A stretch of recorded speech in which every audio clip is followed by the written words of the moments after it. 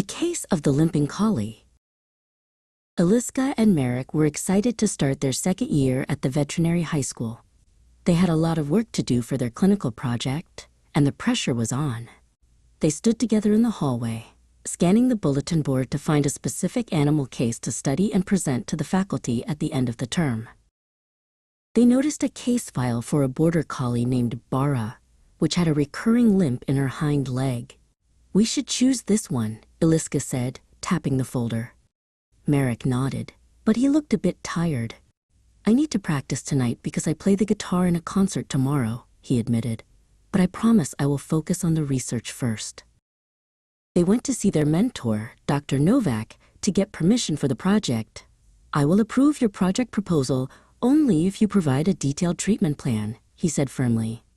While Eliska took notes, Merrick noticed the Great Seal of the Veterinary Chamber embossed on a framed diploma on the wall, realizing how much responsibility they now held.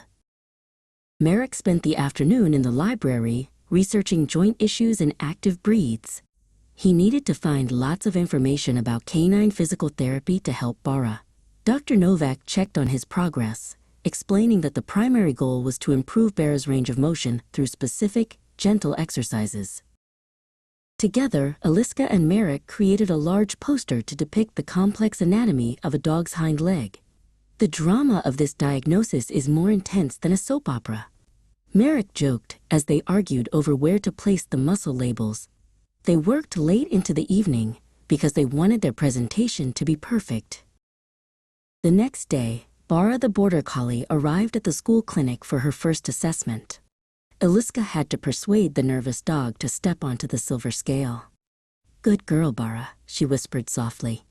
The dog wagged her tail slowly, finally trusting the young student and stepping onto the platform.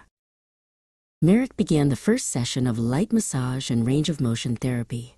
He moved Bara's leg gently, watching for any signs of discomfort. "We need to go for a walk later to see how she handles different surfaces," Merrick told the dog, who licked his hand in response. Eliska took Bara outside to the school's grassy courtyard for the next part of the therapy. They had to go for a walk on the soft grass to minimize the impact on the dog's joints.